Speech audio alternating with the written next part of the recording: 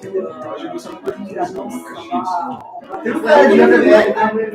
are about to start with the sound of George K. or George Kukiri. This is a very special night where we will have Gabriel Menotti and Berlin-based talking about a text that Menotti wrote for the Planetary Atoll book that it's not ready yet, so this is a pre-launch.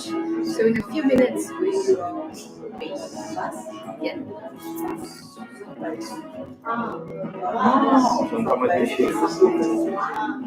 Ó, só que não vai mexer. Ó. Mexeu. Eu acho que ele deve aceitar a sua quantidade da câmera. E se você dá um passo, aqui, ó, com papel. Ah, mas eu acho que é só isso aqui, cara. Eu acho que isso aí é. Eu pensei que a câmera desse cara, a câmera daqui, mas ele deve ter um sensor, então, né? Será? Ele deve ter um sensor também. Ele vai ter. Uma pessoa viu. Mas ele fica gravado.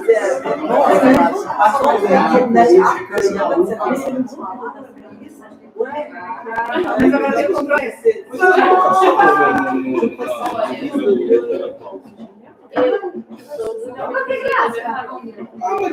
Deve ter essa hora a coisa rodando, essa porra aqui, Não, agora eu tô comprometido de terminar os livros. E aí,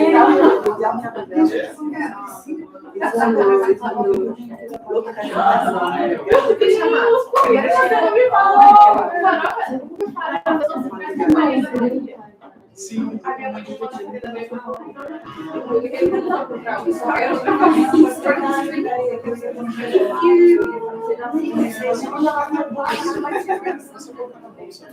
a gente de repente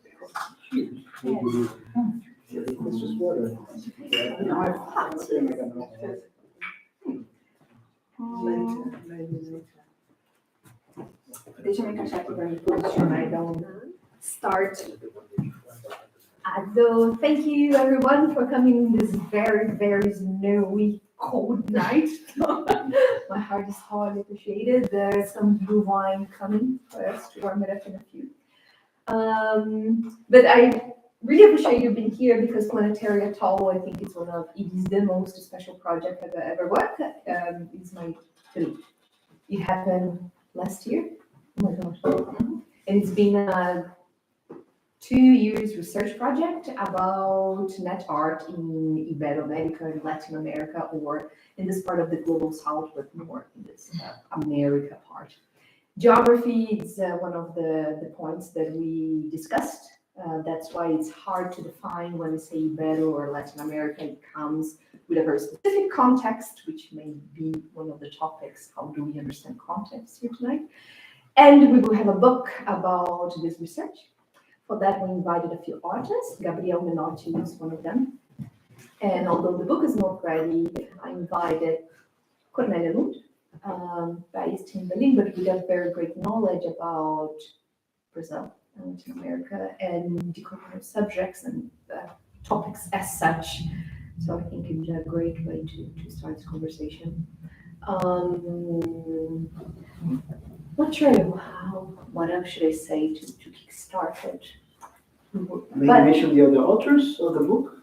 Perfect.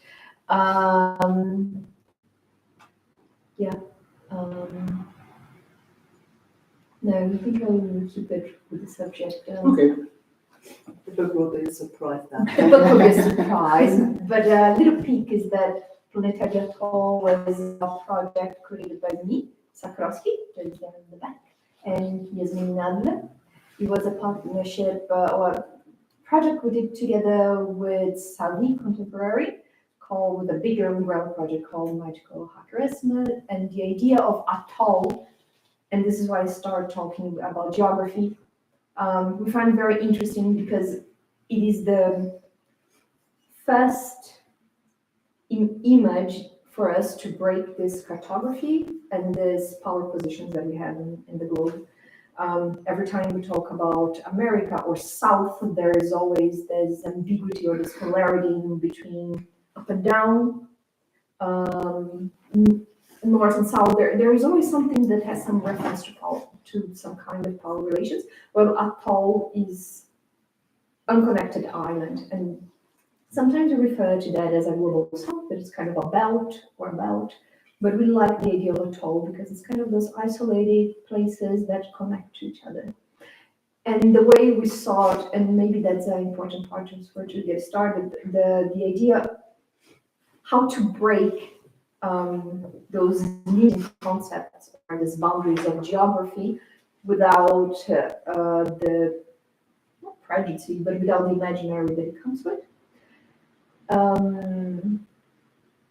And we find that internet is a very interesting place for that because internet's supposed to be a global space. It's like, why do we have to talk about geographies for internet if the internet is global? And nowadays we have a little bit more understanding that it does matter because the context affects a lot how you are consuming, producing, or interfacing with that medium. With that entrance, I'll let you with Cornelia. And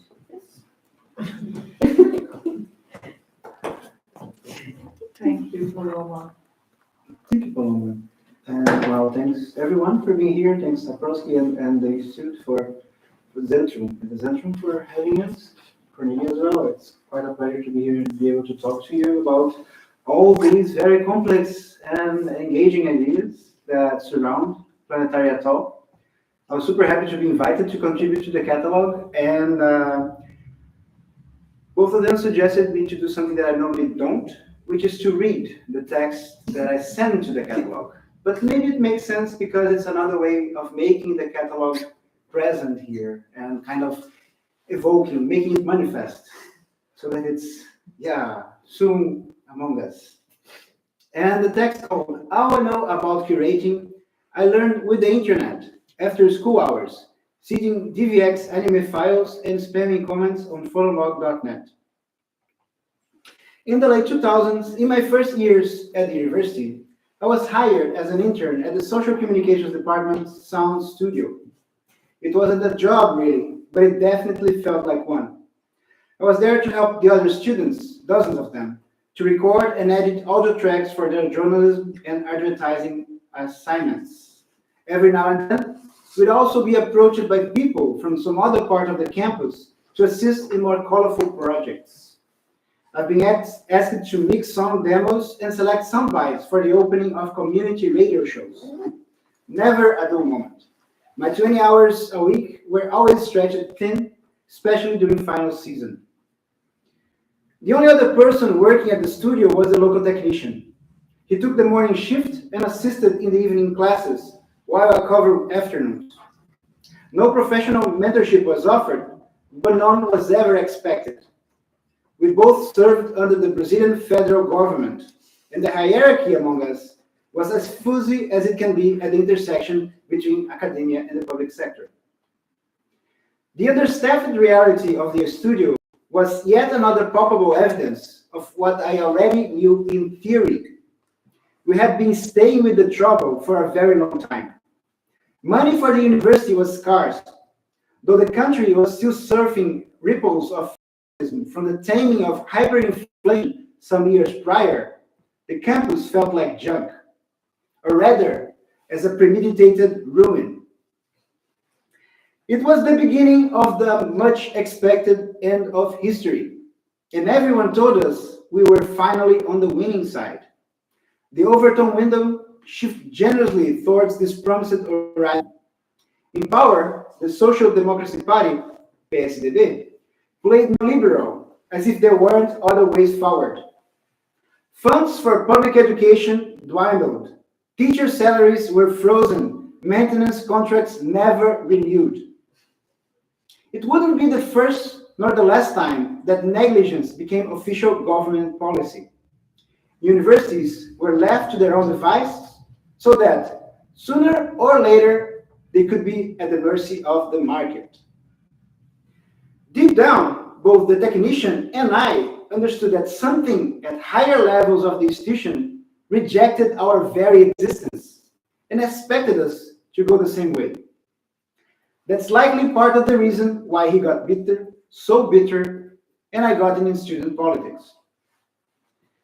Periodical strikes kept the school year permanently displaced, pushing classes well into the summer.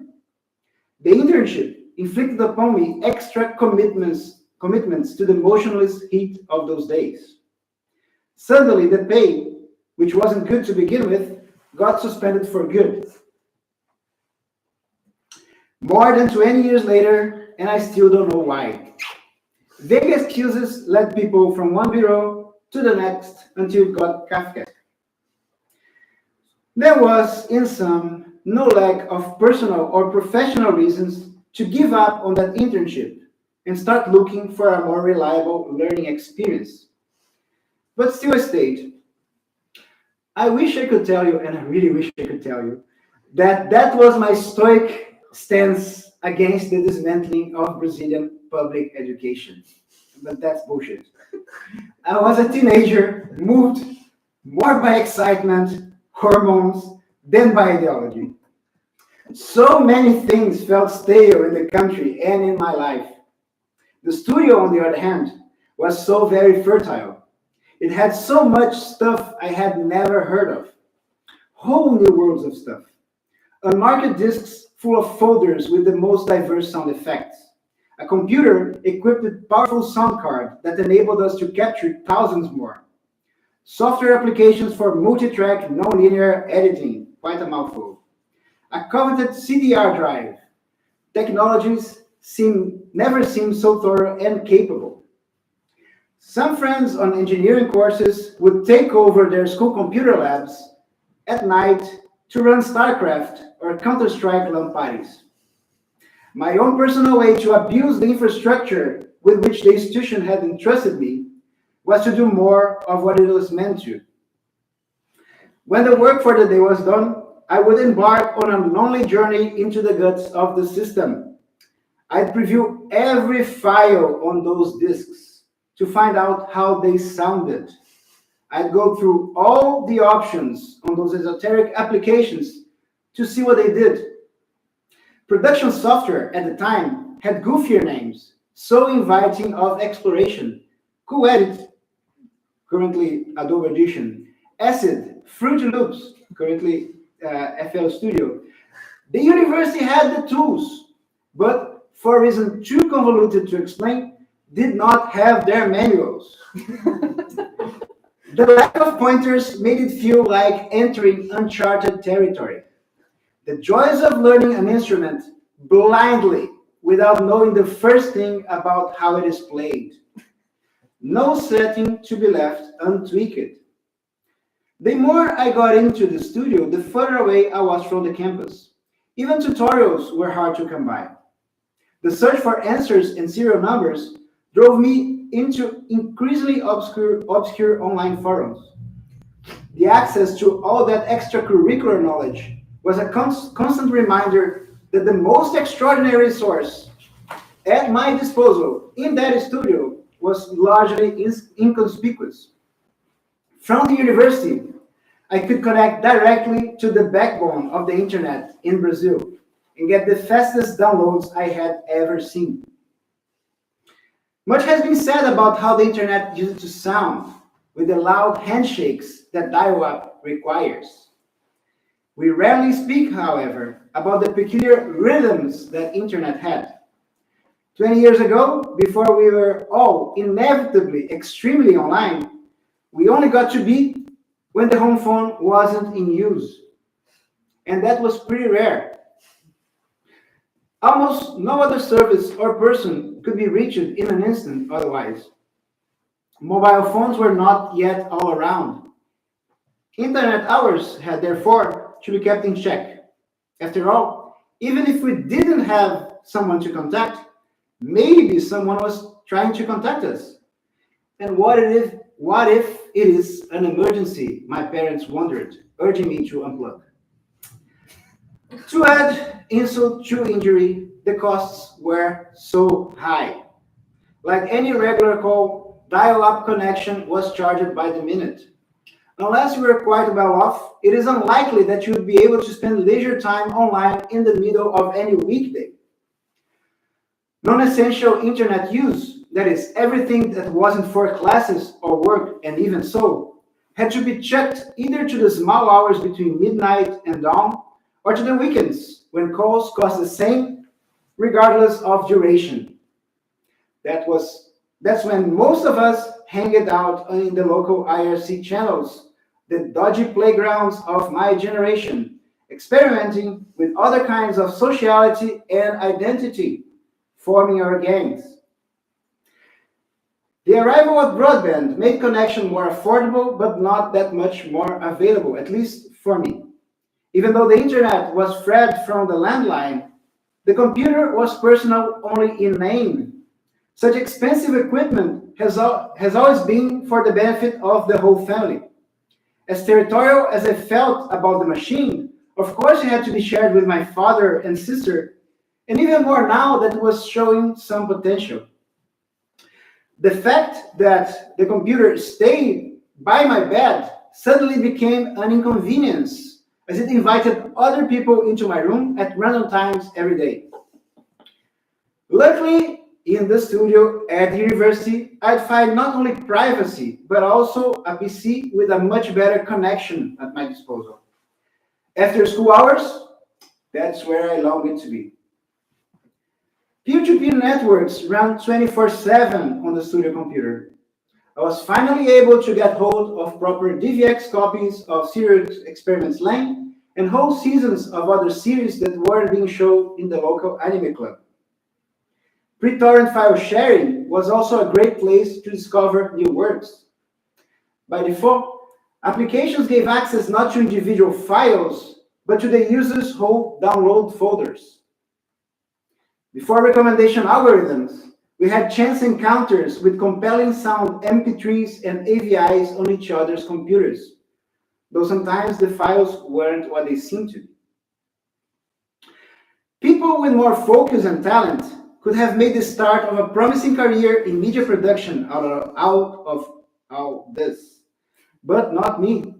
I was interested in scratching a niche rather than scratching records. All that was left from those after-hour sessions was left behind. Downloads unfinished, half-baked tracks, all but traces of my passage by the machine.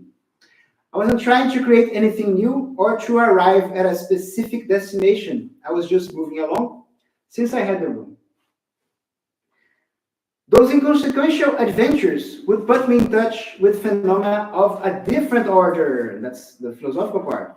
There was something profoundly alchemical in manipulating layers of sound as colored slabs, in cutting and pasting them like pieces of text, in turning them inside out through non-destructive means. My elementary knowledge of the basic programming language, of video games and Microsoft Word macros had not prepared me for the full implications of digital media. I was likely experiencing the same thrill as cinephiles of yore upon discovering the random access enabled by VCRs.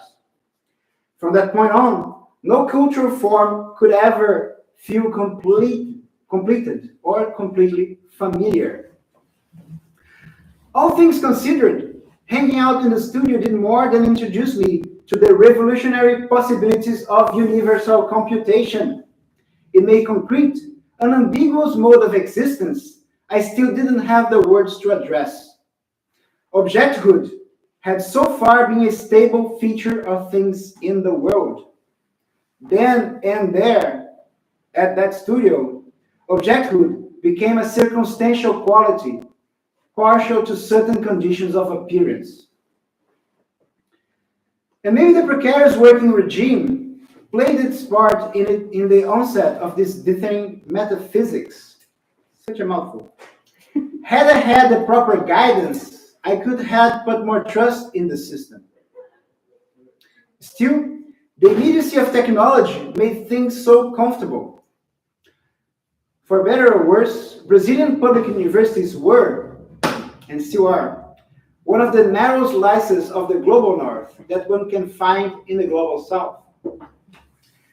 They are small pockets of opportunity in a country where a substantial part of the population starved, as it does again. The access to that studio was quite a privilege. It enabled me and my curiosity in the same ways that academia at large shelters the whims of science, providing it with the time it requires, if nothing else.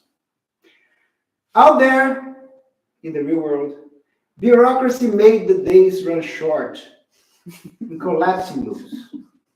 In the studio, however, history, capital H history, was always about to begin.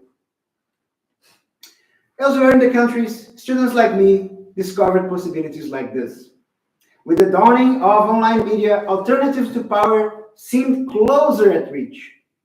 Not only did the internet promise an upheaval of the status quo, it also made old routines feel insurgent. The spirit of peer-to-peer tapped into a kind of solidarity, not strange amidst our plundered commons, where people often have to count on one another before relying on institutions. And thanks to the efficiency of network farms, pooling resources could go a long way. Almost naturally, the digital conflated with the tactical, the means of those without means. Results could be seen in the growth of indie clusters, in the multiplication of activist collective in Brazilian contemporary art scene, in the budding free software and culture movements that would later influence the National Ministry of Culture under the Labour Party. Just a second. It's a long test. Perfect moment. A lot of this energy would be capitalized in national student encounters and the youth camps of the first World Social Forums, an event whose motto, "Another world is possible," stands as a gentle but defiant response to the claim that there is no alternative to neoliberal globalization. Overhyped, I would spend 36 hours without shower on a bus trip to the extreme south of the country to attend the forum with my journalist classmates. Quite an experience. One could not pick our optimism apart from the sense of abundance that the internet brought about. Much later, evoking that same vague but unavoidable feeling of anticipation would help me understand the philosophical concept of becoming. Another philosophical paragraph. At the time, however, most of us would have articulated the feeling in terms of a temporary autonomous zone. An idea that was gaining traction in countercultural circles thanks to newly translated volumes in critical theory. It is true that none of these episodes in or around the university would lead me straight to anywhere professional, in music, politics, or even social communications for the matter.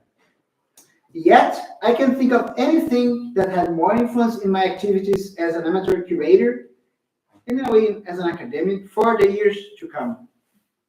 First and foremost, because by prompting me to actually do it, the studio got me in touch with curation before I even knew what curation really was. By now, it should be clear that Brazilian public institutions condemn the people to a kind of radical autonomy.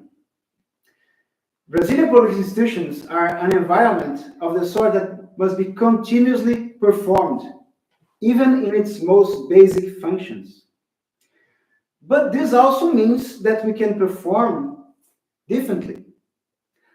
The studio internship had made clear that university equipment and space could be used for many other things besides classes. By then, I had already been exposed to enough internet to be comfortable with acting from the middle by producing connection and displacing resources. And what is that if not curating? Soon, my friends and I would be putting public movie screenings up in classrooms and open courtyards. Our unassuming film society was a local spawn of global computer networks.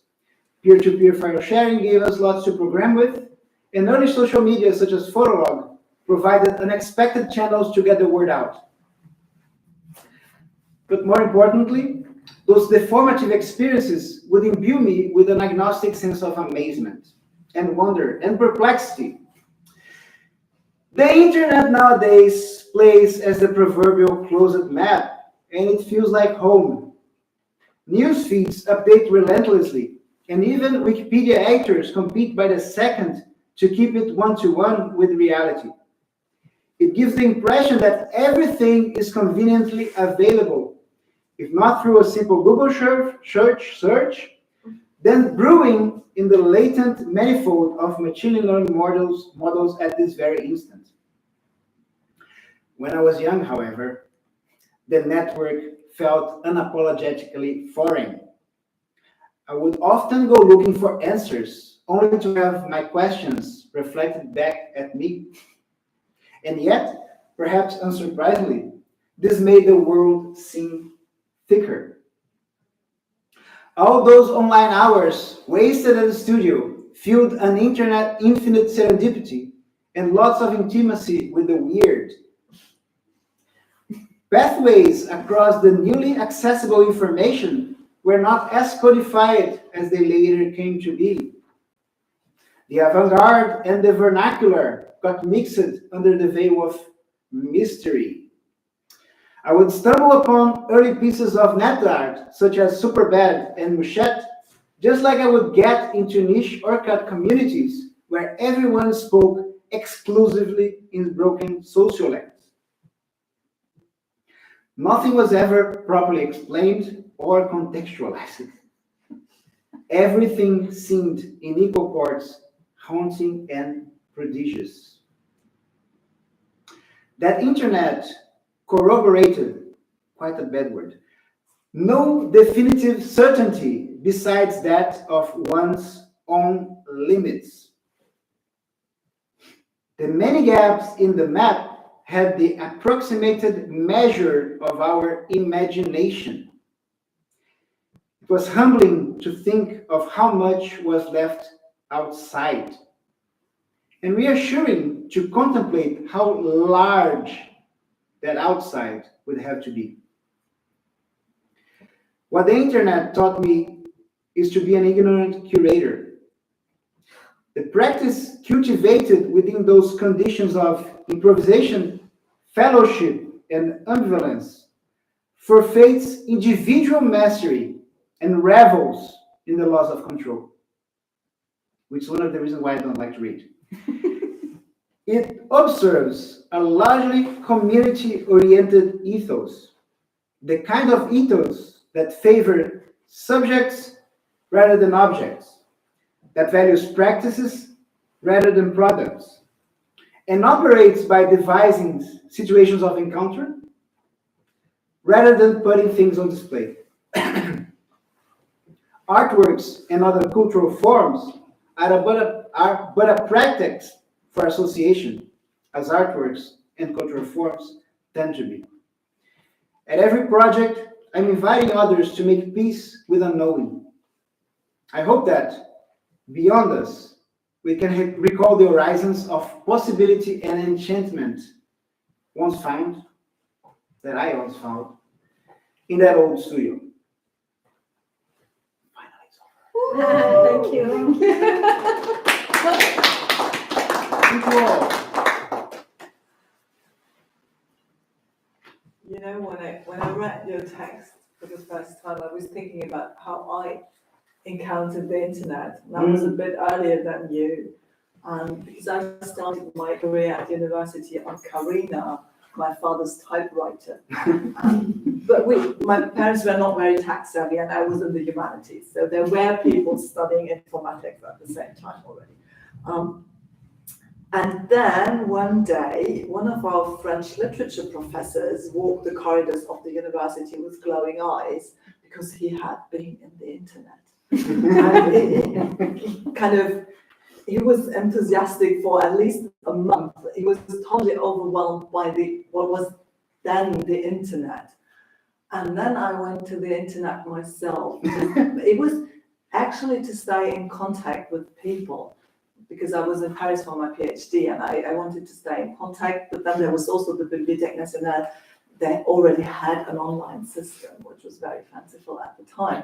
But then I did not yet have internet at home, so I went to the library, and that was very funny because it was a very different use from the internet, much less political, because it was mainly car sellers who were sitting there and using the internet to sell and buy cars.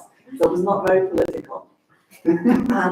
But very, very different. So I'm also not a gaming person, so I think I had other uses of the internet. But I remember the sounds and the rhythms, though. Although it was not, I did not have to share with my parents. I had to share with Jorge, you know, and with, yeah, other work at the computer. But what I really wanted to address was more what you end with, because we had a little conversation before that conversation that we have now with you.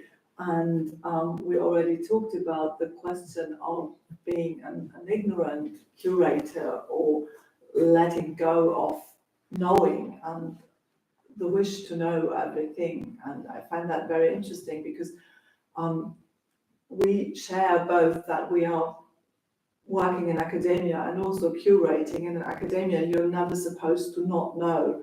So you always have, even if you don't know and someone says a name, you have to pretend that you know. And so this openly acknowledging that you're not knowing, that you're ignorant, and to say that, well, there's something I don't know, but I'm still doing it. It's a very interesting position, and I wanted to ask you a bit more, if you could go a little bit. Of course, yeah. Into that. When I read the text now, actually, I feel weird talking from the position of curator, because I mean, I like very much that position as a way to situate myself in cultural discourses and engage with people, because I feel that, contrary to forms of, I don't know, general art practices, curatorial work is very welcoming, and it's much more about engaging and replying than proposing. And but I think that it's the kind of thing that the internet, as I described, in a way influenced me to be, in terms of there's already so much there, and why should I add more? And I feel that a lot of people already have this kind of feeling, and maybe that's also part of the discourse around Kenneth Goldsmith's uncreative writing practices. And in a way, I think that these two things kind of go hand in hand. The assumption that in every process of knowledge starts with unknown, and the richer process of knowledge is the one in which you are able to sustain that discovery as a continuous process, so that there is always a degree of ignorance in what you do. You're always trying to encounter something new. And of course, it's very hard to perhaps propose this in the current state of the world, because novelty is a currency that is very much exploited by, especially the tech world, like how AI is the thing now, even though it has been the thing for so long, and maybe the next cycle is quantum computers, I don't know. But all these things, they are really engaging, and they are interesting, and they are, in a way, mysterious and magical. So there's an encounter with otherness there to be unveiled. And I believe that one way to inform an ethical engagement with the world, like a truly open relation with the world, is to assume one's own ignorance, in the sense that you're open to the world with you. And maybe this position also came to me, like this realization, considering how much we are dominated by paranoid discourses nowadays. Everyone knows everything about the conspiracies behind everything, you know. Everyone is full of certainty and voice and whatever. And there is very little room for nuance. And I think this is also related to the kind of, the kind of relation we have with with our understanding of the world as well currently. Like we are very certain of what the world is because in a way we are constantly just interacting with the world through these machines that they provide us with what we already know. They reflect us to us. Yeah, but that's very interesting because we have this ChatGPT thing, Mm. which has become more stupid since people use it. It wrote better, it's true. It wrote better text at the beginning, and now that people have been using it, it just gets more and more stupid.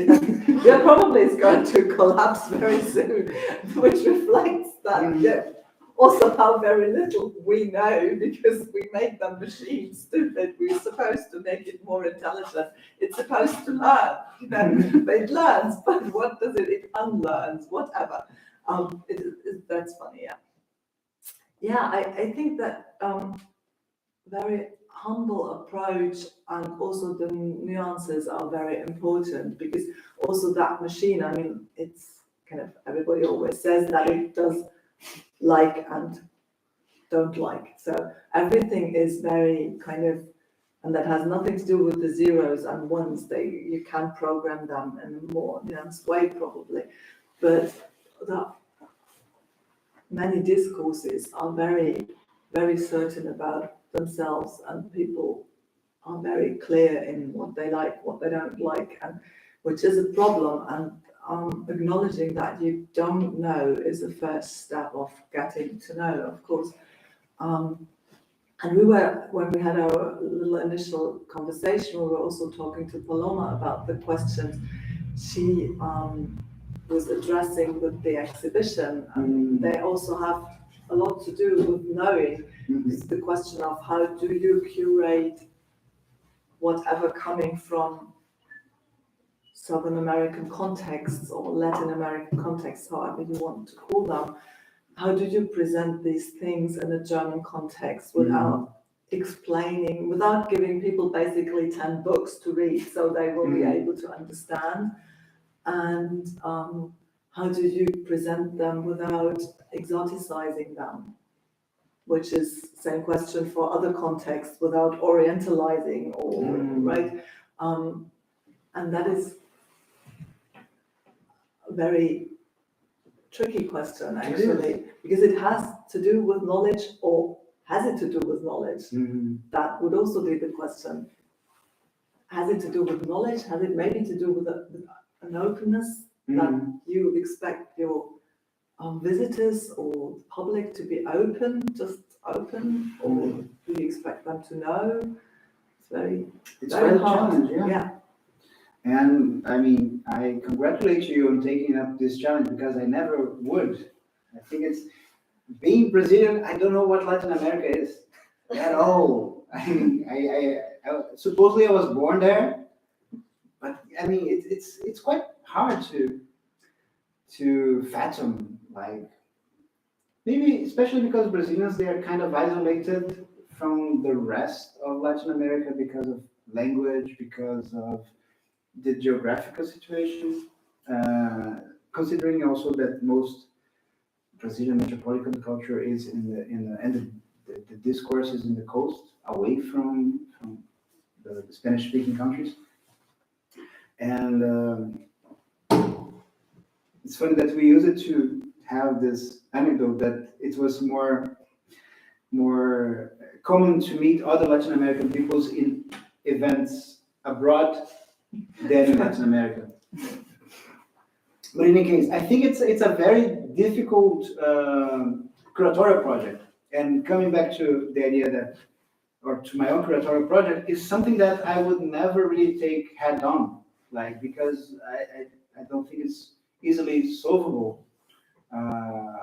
Which is why most of the creation that I do involves collaboration, generative process, commissions, mind games, whatever. But I think that the most important thing is to, in that case, as it is in all cases, is to understand that there is always a partiality to every form of interpretation that is materialized in something like an exhibition or a cultural project or a book. Like There's always more. The reality is much more than our understanding of it. And I think maybe we should find ways to cultivate this attitude in the very different publics that engage with a process like this, both in making an exhibition, visiting an exhibition, putting the exhibition together. Because again, like I wouldn't know how to start explaining Latin America to someone else. I think that actually the best way is Jorge being here and playing some Latin American songs for us. Because there's also other ways of knowing that don't really relate to having a sense of the history and of the conflicts, of the geopolitical conflicts. Even though that's super important in terms of how you situate yourself in relation to the realities, the current realities of these spaces, and maybe create connections, because in the end there is more similarities than differences between struggles of people around the world, you know. But there's not this struggle, right? Like your text was raised with a lot of conversation that we had. And that is a big question. It's impossible. The idea of transporting it to a context, it's impossible. Especially if you want to avoid tokenisms. But one thing that I like a lot about your text that I spoke a lot, it's maybe not about making you understand, but deconstructing, make us see it differently, the same context. And one of the things that we spoke that I think is very clear in your text is that you told me that you were like, well, but there's so many norths in south and so many souths in norths. And for me, it's very clear when you talk about how you had access to the internet backbone, directly the backbone of the internet in your university. Up to today in Germany, sometimes there's places where you don't have internet. Exactly. And exactly, that is the funny thing is that you have those ideas. So we're based in one of the richest countries of the world, but every time I was in the first times I was invited to Brazil, it was always the Brazilian university inviting me, paying for my flight, paying for my stay. There was no money in it. I would never have gone to Brazil if I had not been invited on a Brazilian budget, you know, and that is not what you usually have in mind. So there's, and you said that, well, the universities are probably a piece of the North, but are they? Yes, they mainly shaped on the Western type of institution. Of course, universities are also partly or completely colonial institutions, and so also Brazilian universities are shaped on that model of the Western university. Of course, they are a piece of that, and they are not, because when you're at USP, Universidade de São Paulo, for example, it is built on the model of the Western university, and it is not, because that model is already deconstructed by the architecture, which is so different. So the learning space and also the space shapes how you think. So you start thinking differently, and then you have that gorgeous architecture building that is open, that is meant to be an open space where students can define how they want to work and can define spaces and places within. So it tries already to deconstruct and find another approach to it. And that is what I've always found very interesting. So I don't have that much experience with other countries in Latin America. I know mostly Brazil, but that is what I always found interesting, the way of not only deconstructing, but just flipping it and like appropriating, flipping it and doing something else, which does not mean that you always escape the North-South hierarchy and neo-colonial structures. But there is this also in theory and in thinking, for example, this approach of flipping things and making it your own. Oh yeah, there's many internal inequalities. Brazil is a very rich country. The problem is that the resources are not properly allocated, and which is very disappointing. But regardless of that, I think that one thing that you mentioned also addresses the problem of representing Latin American media art in Germany, which is the fact that some things you can only really feel being there. Like all these experience of the space. Of course, you can tell people about it, but to come back to other ways of knowing and knowing with your body, like it's about feeling the space, and maybe it's about just being there for a whole term and having classes in the space to understand what exactly it is to learn. And I'm not saying that knowledge is not kind of empirical knowledge, not transferable, or this is incommunicable. But I think that there are other components of knowing that we must pay attention to when we're facing this challenge of talking about like this big geopolitical construct that is so hard to deal with, you know. And then we have to start thinking about the art institution and the apparatus, the devices that art normally uses. And again, it's a huge challenge. How do you navigate the challenge now that you're in Canada? Oh, Canada doesn't have many challenges. Which is funny because at the same time it's not as exciting.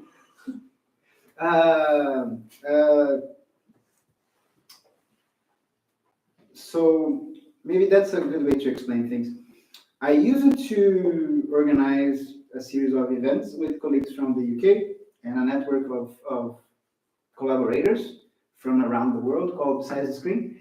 And in Brazil, we always could find a way to do it because, well, maybe there was no money, enough money from the cultural agencies or from the university, but we had a way to just gather money from all parts, and yeah, we managed to cover international flights and have people coming over. So we may do. And in Canada, you just apply for a fund and they gave you the money. They give you the money, and it's not that hard. And I think it's spoiling in a way, and I feel kind of at loss because that's not how I'm used to do things. It doesn't feel earned in a way. Maybe it's a weird, almost, yeah. But the thing is that, as I said, in a way, it kind of diminishes the passion involved in the process. Or maybe it diminishes the reality of production. Like when there's no struggle, which is so stupid to say. I'm sorry. Yeah, it's very stupid. I understand because we met last year also. We had met before, but I was in Canada last year for a month and I went to see Gabriel. I was in another small city. I was in Windsor. Gabriel is in Kingston. So I met there with students and I was hanging out with the international students. And we were wondering all the time about Canada because it was for all of us coming from different contexts, like rich countries, poor countries, global south, not global south. It was kind of a very interesting experience. This having everything, and people are very settled. So if you meet very passionate political activists outside of the First Nations indigenous activism, that is very different because there is a real urgency. So there you can find that real political activism and the urgency of changing something and doing something. But if you're not into that, and I did not really meet that in Windsor, then people are just doing their stuff. And that is also very, I mean, they're so settled that they can even make space for other positions and integrate them. It's very interesting, but it takes away the urgency, it's true. And I have not yet figured it out. It's very interesting. But I think that actually you did figure it out. Like, to frame it in terms of urgency, I think it explains a lot of it to me. Because that's exactly it. Like, you don't feel pressured. You have a different relation to time and to like the everyday life and to plans. You know, in Brazil, every time there was a funding opportunity, I got crazy trying to put a project together because I knew that would be probably the last, or not the last, but the last in a while, and that would be the only chance I would get to organize these activities. And that's not really the same thing in Canada. The opportunities are much more abundant. And I think that when I moved there, I kind of overworked myself because of that, because I saw application opportunities and I just put the project together. You thought it was the last time. Exactly. So Brazil got me used to be hungry in a way, because we never know when we would get another opportunity. It's not the same there. And I think this leads to a different relation to urgency, to time, to pressure. Because I have lots of friends and colleagues who are politically engaged, but yeah, it's another rhythm. It's another maybe commitment. I don't know. No, they are very committed. They're committed. Yeah. Yeah. But yeah. I think it comes down very much to the relation with time.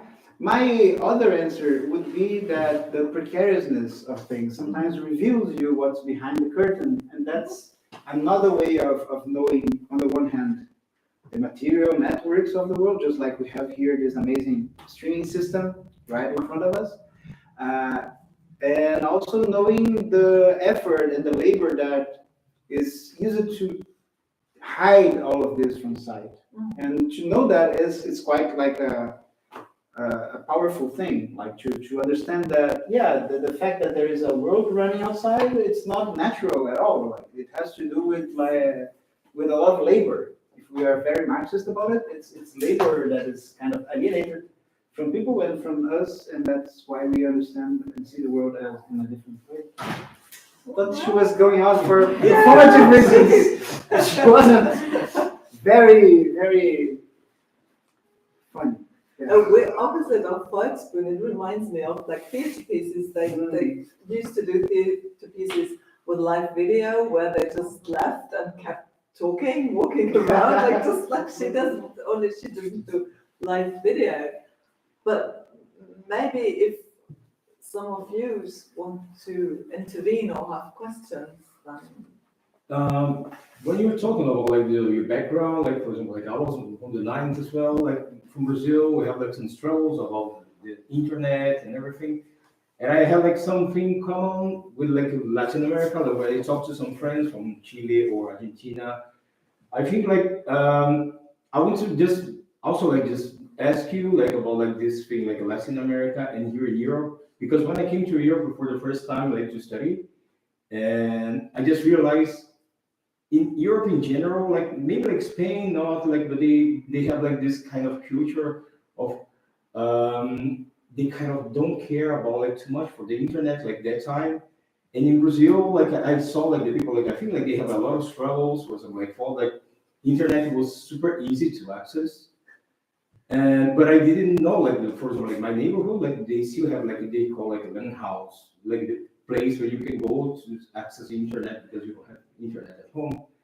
So I was just when you talk about the Latin America, I just talked to some people like around like Latin America like about how it was like in the 90s, and we have like some kind of similarities about the struggle to access information.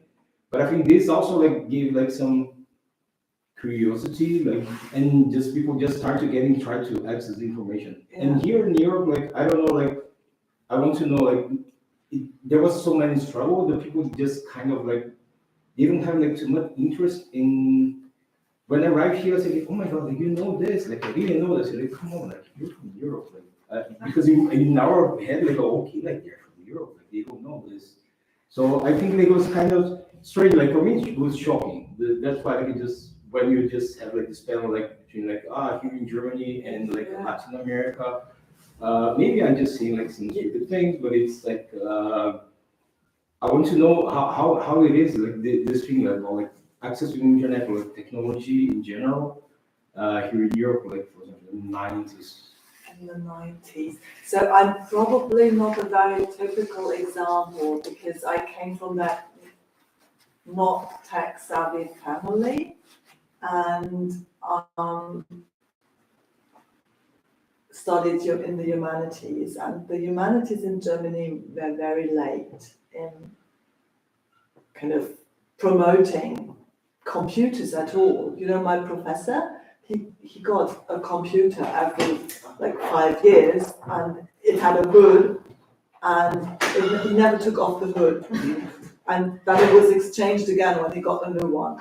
So that was a little bit special, maybe. So I wanted to explore the internet, and it started in the late 90s, and by then it was that access, very complicated through the phone, and you looked up the numbers every week, like the cheap phone numbers where you could have cheap access. And but then already 2 years later, was that 2 years later? Yeah, my first job, that was also through the university actually, and it was an old Siemens building, so the company, and I had like an internet. I never had an internet as fast as that again. So that was like, shloop, you know, that was oof. So suddenly I had that feeling, it all do stuff. The computer was too slow for the internet, basically. And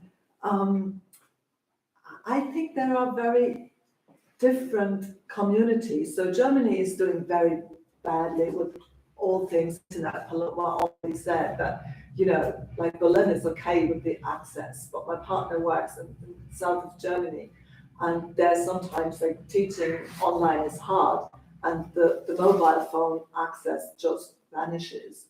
And then I was teaching students in the outskirts of Karlsruhe at the beginning of the pandemic, and I never saw them. I never ever saw them. I just heard them because they could not switch on their video because the internet was too bad. So that might explain why sometimes people. And then you have also different stories of the internet, because France, for example, was rather slow in accepting the internet because they had their own version before. They had Minitel.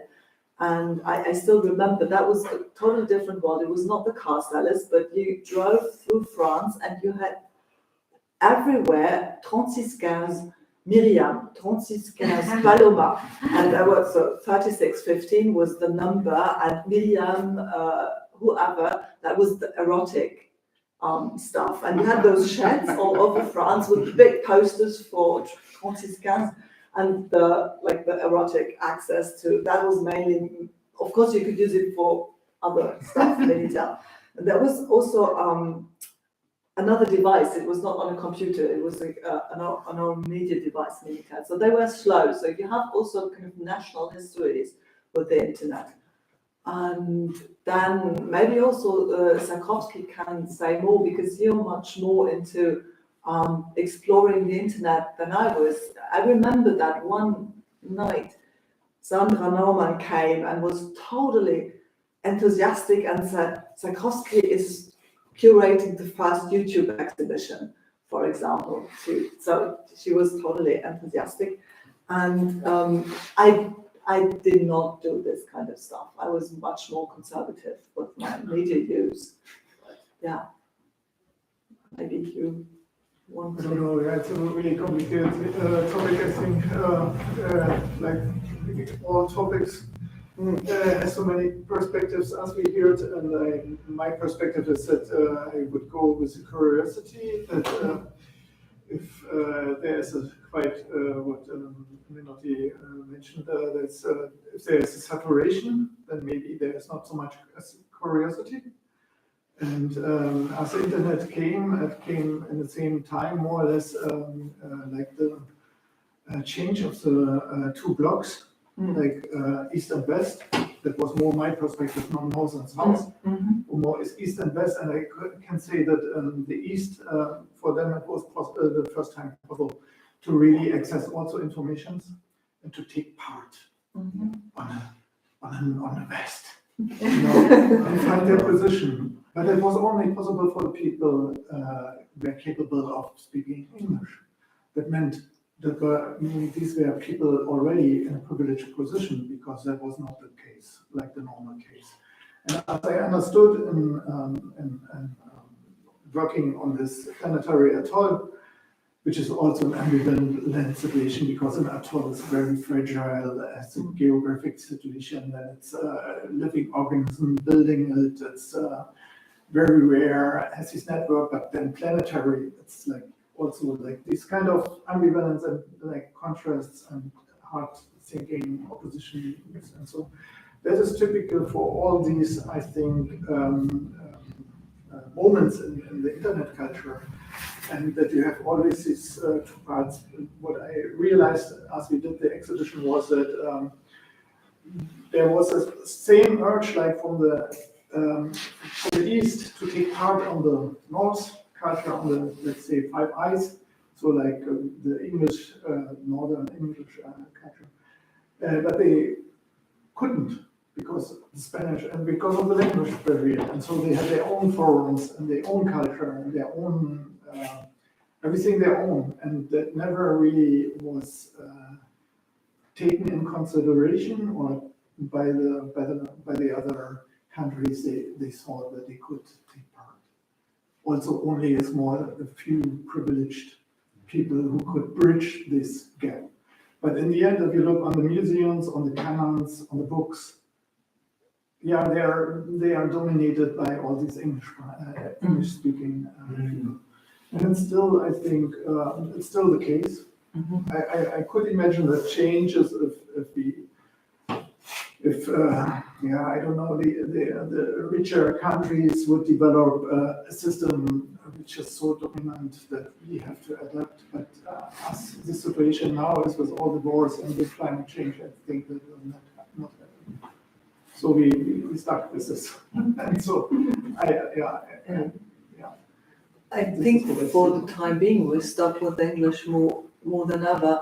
You can also see that in academia, for example, that if you apply for funds for research projects and you use theory that leaves the norm, which means English-speaking norm, or what is translated into English, right? So if you, for example, use texts that are only published in what I sometimes do in French, that does not pass. That is not acknowledged. Reviewers can't even read that as theory because they're not acknowledging that they don't know and just they're not open enough. So I think you kind of use the 20 publications that you're supposed to use that everybody uses. And I find that always very interesting because you have, like, especially here in Berlin, in the Berlin bubble, you have the impression that through all the decolonial activism and work, it's opening and it's changing, and it is, right? It is, but only, or mostly only inside of that bubble. And outside, you still have that normatizing structure that comes with complete globalization, and there are attempts to try and change it, but it's very hard. This is, I think, also the political and cultural perspective. I totally would underline this, but what I meant and could fully express, but is that the internet was technically defined by the North English-speaking countries, and they developed the software which is documented. Also, if you missed the documentation, but still it was the horizon, the horizon where it was developed on and where it was programmed on, that is the North American horizon. Like the first ASCII set of signs, you have the dollar sign. Yeah. So it's a political decision to have it there. So and this is with a lot of other characters in this. Alone, if you talk about these characters, then you have a whole semester of culture studies, a critical culture study, post-colonial maybe. And that what I meant is this technology then connected everything, and everything was then drawn into this system of thinking too, with a dollar sign, all these connected. And what I meant is if you had an Asian,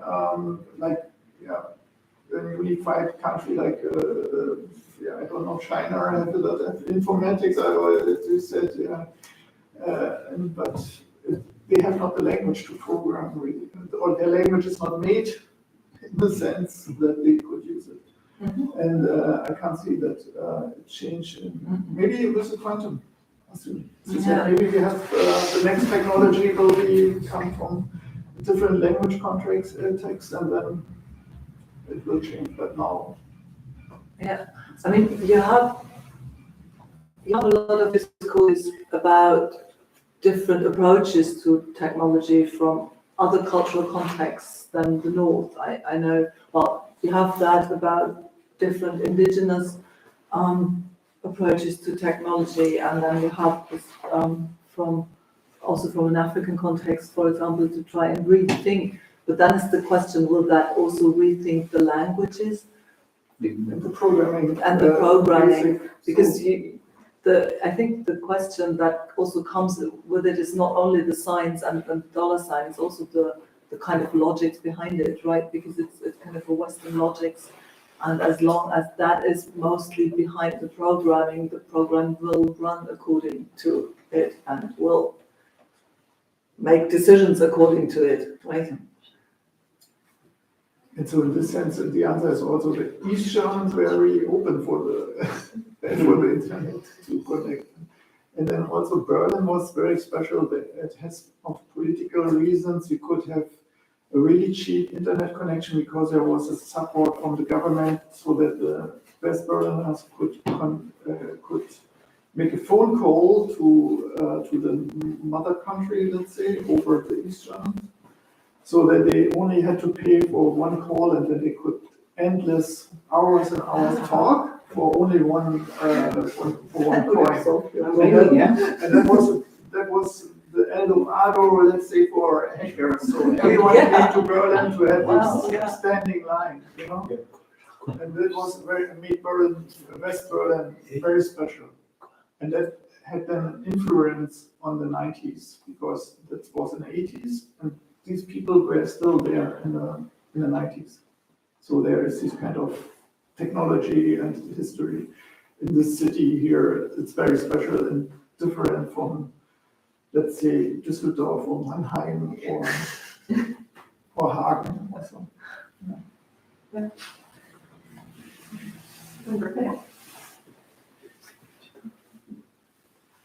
Shall we shake a little bit? Yes. And incorporate what is Latin. Thank you. Thank you So we're leaving now. So here are speeds against. thank you. Hey, my audience We have of the to future. order it, Francisca's. Thank you.